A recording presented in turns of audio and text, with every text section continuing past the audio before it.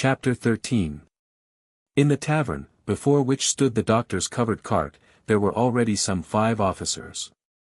Mary Hendrikovna, a plump little blonde German, in a dressing jacket and nightcap, was sitting on a broad bench in the front corner. Her husband, the doctor, lay asleep behind her. Rostov and Aline, on entering the room, were welcomed with merry shouts and laughter. "Dear me, how jolly we are," said Rostov laughing. "And why do you stand there gaping? What swells they are! Why, the water streams from them. Don't make our drawing room so wet. Don't mess Mary Hendrikovna's dress," cried other voices. Rostov and Aline hastened to find a corner where they could change into dry clothes without offending Mary Hendrikovna's modesty. They were going into a tiny recess behind a partition to change, but found it completely filled by 3 officers who sat playing cards by the light of a solitary candle on an empty box, and these officers would on no account yield their position. Mary Hendrikovna obliged them with the loan of a petticoat to be used as a curtain, and behind that screen Rostov and Aline, helped by Lavrushka who had brought their kits, changed their wet things for dry ones. A fire was made up in the dilapidated brick stove. A board was found, fixed on 2 saddles and covered with a horse cloth. A small samovar was produced and a cellaret and half a bottle of rum, and having asked Mary Hendrikovna to preside, they all crowded round her.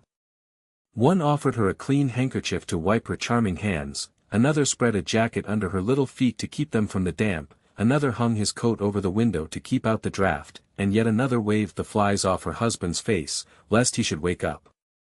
"Leave him alone," said Mary Hendrikovna, smiling timidly and happily. "He is sleeping well as it is, after a sleepless night." "Oh, no, Mary Hendrikovna," replied the officer, "one must look after the doctor. Perhaps he'll take pity on me some day, when it comes to cutting off a leg or an arm for me." There were only 3 tumblers, the water was so muddy that one could not make out whether the tea was strong or weak, and the samovar held only 6 tumblers of water, but this made it all the pleasanter to take turns in order of seniority to receive one's tumbler from Mary Hendrikovna's plump little hands with their short and not over-clean nails. All the officers appeared to be, and really were, in love with her that evening. Even those playing cards behind the partition soon left their game and came over to the samovar, yielding to the general mood of courting Mary Hendrikovna. She, seeing herself surrounded by such brilliant and polite young men, beamed with satisfaction, try as she might to hide it, and perturbed as she evidently was each time her husband moved in his sleep behind her. There was only 1 spoon, sugar was more plentiful than anything else, but it took too long to dissolve, so it was decided that Mary Hendrikovna should stir the sugar for everyone in turn. Rostov received his tumbler, and adding some rum to it asked Mary Hendrikovna to stir it. "But you take it without sugar," she said, smiling all the time, as if everything she said and everything the others said was very amusing and had a double meaning. "It is not the sugar I want, but only that your little hand should stir my tea." Mary Hendrikovna assented and began looking for the spoon which someone meanwhile had pounced on. "Use your finger, Mary Hendrikovna, it will be still nicer," said Rostov. "Too hot," she replied, blushing with pleasure. Aline put a few drops of rum into the bucket of water and brought it to Mary Hendrikovna, asking her to stir it with her finger. "This is my cup," said he. "Only dip your finger in it and I'll drink it all up." When they had emptied the samovar, Rostov took a pack of cards and proposed that they should play kings with Mary Hendrikovna. They drew lots to settle who should make up her set. At Rostov's suggestion it was agreed that whoever became king should have the right to kiss Mary Hendrikovna's hand, and that the booby should go to refill and reheat the samovar for the doctor when the latter awoke. "Well, but supposing Mary Hendrikovna is king?" asked Aline. "As it is, she is queen, and her word is law." They had hardly begun to play before the doctor's disheveled head suddenly appeared from behind Mary Hendrikovna. He had been awake for some time, listening to what was being said, and evidently found nothing entertaining or amusing in what was going on. His face was sad and depressed. Without greeting the officers, he scratched himself and asked to be allowed to pass as they were blocking the way. As soon as he had left the room all the officers burst into loud laughter and Mary Hendrikovna blushed till her eyes filled with tears and thereby became still more attractive to them. Returning from the yard, the doctor told his wife, who had ceased to smile so happily, and looked at him in alarm, awaiting her sentence, that the rain had ceased and they must go to sleep in their covered cart, or everything in it would be stolen. "But I'll send an orderly." "Two of them," said Rostov. "What an idea, doctor." "I'll stand guard on it myself," said Aline. "No, gentlemen, you have had your sleep, but I have not slept for 2 nights, replied the doctor, and he sat down morosely beside his wife, waiting for the game to end. Seeing his gloomy face as he frowned at his wife, the officers grew still merrier, and some of them could not refrain from laughter, for which they hurriedly sought plausible pretexts. When he had gone, taking his wife with him, and had settled down with her in their covered cart, the officers lay down in the tavern, covering themselves with their wet cloaks, but they did not sleep for a long time. Now they exchanged remarks, recalling the doctor's uneasiness and his wife's delight. Now they ran out into the porch and reported what was taking place in the covered trap. Several times Rostov, covering his head, tried to go to sleep, but some remark would arouse him and conversation would be resumed, to the accompaniment of unreasoning, merry, childlike laughter. Chapter 14. It was nearly 3 o'clock but no one was yet asleep, when the quartermaster appeared with an order to move on to the little town of Ostrovna. Still laughing and talking, the officers began hurriedly getting ready and again boiled some muddy water in the samovar. But Rostov went off to his squadron without waiting for tea. Day was breaking, the rain had ceased, and the clouds were dispersing. It felt damp and cold, especially in clothes that were still moist. As they left the tavern in the twilight of the dawn, Rostov and Aline both glanced under the wet and glistening leather hood of the doctor's cart, from under the apron of which his feet were sticking out, and in the middle of which his wife's nightcap was visible and her sleepy breathing audible. "She really is a dear little thing," said Rostov to Aline, who was following him. "A charming woman," said Aline, with all the gravity of a boy of 16. Half an hour later the squadron was lined up on the road. The command was heard to mount, and the soldiers crossed themselves and mounted. Rostov riding in front gave the order, "Forward," and the hussars, with clanking sabers and subdued talk, their horses' hoofs splashing in the mud, defiled in fours and moved along the broad road planted with birch trees on each side, following the infantry and a battery that had gone on in front. Tattered, blue-purple clouds, reddening in the east, were scudding before the wind. It was growing lighter and lighter. That curly grass which always grows by country roadsides became clearly visible, still wet with the night's rain. The drooping branches of the birches, also wet, swayed in the wind and flung down bright drops of water to one side. The soldiers' faces were more and more clearly visible. Rostov, always closely followed by Aline, rode along the side of the road between 2 rows of birch trees. When campaigning, Rostov allowed himself the indulgence of riding not a regimental but a Cossack horse. A judge of horses and a sportsman, he had lately procured himself a large, fine, mettlesome, Donets horse, dun-colored, with light mane and tail, and when he rode it no one could out-gallop him. To ride this horse was a pleasure to him, and he thought of the horse, of the morning, of the doctor's wife, but not once of the impending danger. Formerly, when going into action, Rostov had felt afraid, now he had not the least feeling of fear. He was fearless, not because he had grown used to being under fire, one cannot grow used to danger, but because he had learned how to manage his thoughts when in danger. He had grown accustomed when going into action to think about anything but what would seem most likely to interest him, the impending danger. During the first period of his service, hard as he tried and much as he reproached himself with cowardice, he had not been able to do this, but with time it had come of itself.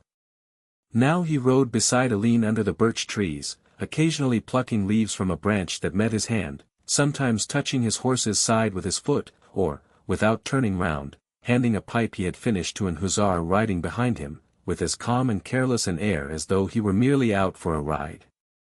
He glanced with pity at the excited face of Aline, who talked much and in great agitation. He knew from experience the tormenting expectation of terror and death the cornet was suffering and knew that only time could help him. As soon as the sun appeared in a clear strip of sky beneath the clouds, the wind fell, as if it dared not spoil the beauty of the summer morning after the storm. Drops still continued to fall, but vertically now, and all was still. The whole sun appeared on the horizon and disappeared behind a long narrow cloud that hung above it. A few minutes later it reappeared brighter still from behind the top of the cloud, tearing its edge. Everything grew bright and glittered. And with that light, and as if in reply to it, came the sound of guns ahead of them. Before Rostov had had time to consider and determine the distance of that firing, Count Osterman Tolstoy's adjutant came galloping from Vitebsk with orders to advance at a trot along the road. The squadron overtook and passed the infantry and the battery, which had also quickened their pace, rode down a hill, and passing through an empty and deserted village again ascended. The horses began to lather and the men to flush. Halt! Dress your ranks, the order of the regimental commander was heard ahead. Forward by the left. Walk, march, came the order from in front. And the hussars, passing along the line of troops on the left flank of our position, halted behind our Uhlans who were in the front line. To the right stood our infantry in a dense column, they were the reserve. Higher up the hill, on the very horizon, our guns were visible through the wonderfully clear air, brightly illuminated by slanting morning sunbeams. In front, beyond a hollow dale, could be seen the enemy's columns and guns. Our advanced line, already in action, could be heard briskly exchanging shots with the enemy in the dale. At these sounds, long unheard, Rostov's spirits rose, as at the strains of the merriest music. Trap-ta-ta-tap. Cracked the shots, now together, now several quickly one after another. Again all was silent and then again it sounded as if someone were walking on detonators and exploding them. The hussars remained in the same place for about an hour. A cannonade began. Count Osterman with his suite rode up behind the squadron, halted, spoke to the commander of the regiment, and rode up the hill to the guns. After Osterman had gone, a command rang out to the Uhlans. Form column. Prepare to charge. The infantry in front of them parted into platoons to allow the cavalry to pass. The Uhlans started, the streamers on their spears fluttering, and trotted downhill toward the French cavalry which was seen below to the left. As soon as the Uhlans descended the hill, the hussars were ordered up the hill to support the battery. As they took the places vacated by the Uhlans, bullets came from the front, whining and whistling, but fell spent without taking effect. The sounds, which he had not heard for so long, had an even more pleasurable and exhilarating effect on Rostov than the previous sounds of firing. Drawing himself up, he viewed the field of battle opening out before him from the hill, and with his whole soul followed the movement of the Uhlans. They swooped down close to the French dragoons, something confused happened there amid the smoke, and 5 minutes later our Uhlans were galloping back, not to the place they had occupied but more to the left, and among the orange-colored Uhlans on chestnut horses and behind them, in a large group, blue French dragoons on grey horses could be seen. Chapter 15. Rostov, with his keen sportsman's eye, was one of the first to catch sight of these blue French dragoons pursuing our Uhlans. Nearer and nearer in disorderly crowds came the Uhlans and the French dragoons pursuing them. He could already see how these men, who looked so small at the foot of the hill, jostled and overtook one another, waving their arms and their sabers in the air. Rostov gazed at what was happening before him as at a hunt. He felt instinctively that if the hussars struck at the French dragoons now, the latter could not withstand them, but if a charge was to be made it must be done now, at that very moment, or it would be too late. He looked around. A captain, standing beside him, was gazing like himself with eyes fixed on the cavalry below them. Andrew Sevastianic, said Rostov. You know, we could crush them. A fine thing too, replied the captain, and really. Rostov, without waiting to hear him out, touched his horse, galloped to the front of his squadron, and before he had time to finish giving the word of command, the whole squadron, sharing his feeling, was following him. Rostov himself did not know how or why he did it. He acted as he did when hunting, without reflecting or considering. He saw the dragoons near and that they were galloping in disorder, he knew they could not withstand an attack, knew there was only that moment and that if he let it slip it would not return. The bullets were whining and whistling so stimulatingly around him and his horse was so eager to go that he could not restrain himself. He touched his horse, gave the word of command, and immediately, hearing behind him the tramp of the horses of his deployed squadron, rode at full trot downhill toward the dragoons. Hardly had they reached the bottom of the hill before their pace instinctively changed to a gallop, which grew faster and faster as they drew nearer to our Uhlans and the French dragoons who galloped after them. The dragoons were now close at hand. On seeing the hussars, the foremost began to turn, while those behind began to halt. With the same feeling with which he had galloped across the path of a wolf, Rostov gave rein to his Donet's horse and galloped to intersect the path of the dragoons' disordered lines. One Uhlan stopped, another who was on foot flung himself to the ground to avoid being knocked over, and a riderless horse fell in among the hussars.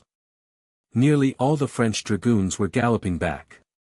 Rostov, picking out one on a grey horse, dashed after him. On the way he came upon a bush, his gallant horse cleared it, and almost before he had righted himself in his saddle he saw that he would immediately overtake the enemy he had selected. That Frenchman, by his uniform an officer, was going at a gallop, crouching on his grey horse and urging it on with his sabre. In another moment Rostov's horse dashed its breast against the hindquarters of the officer's horse, almost knocking it over, and at the same instant Rostov, without knowing why, raised his sabre and struck the Frenchman with it. The instant he had done this, all Rostov's animation vanished. The officer fell, not so much from the blow, which had but slightly cut his arm above the elbow, as from the shock to his horse and from fright. Rostov reined in his horse, and his eyes sought his foe to see whom he had vanquished. The French dragoon officer was hopping with one foot on the ground, the other being caught in the stirrup. His eyes, screwed up with fear as if he every moment expected another blow, gazed up at Rostov with shrinking terror. His pale and mud-stained face, fair and young, with a dimple in the chin and light blue eyes, was not an enemy's face at all suited to a battlefield, but a most ordinary, homelike face.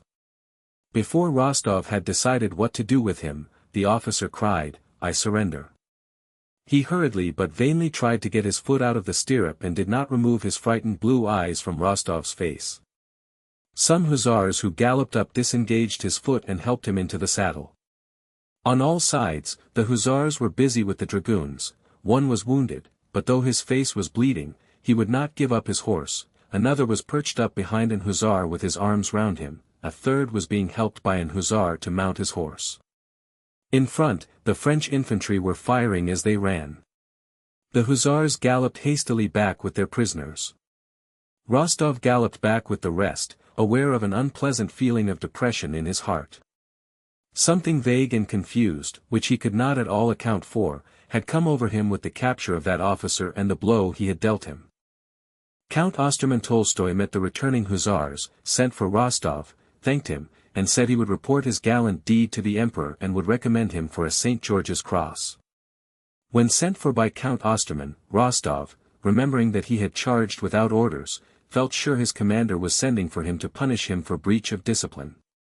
Osterman's flattering words and promise of a reward should therefore have struck him all the more pleasantly, but he still felt that same vaguely disagreeable feeling of moral nausea.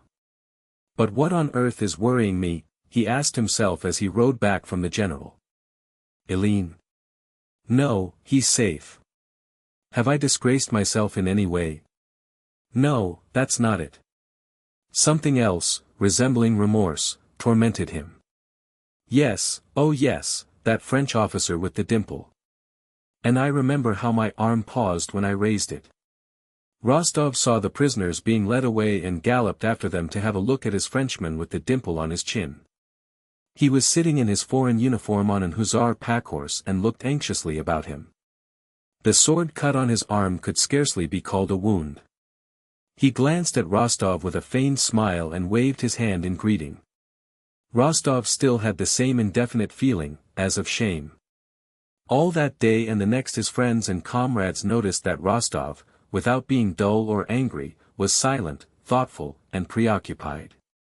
He drank reluctantly, tried to remain alone, and kept turning something over in his mind.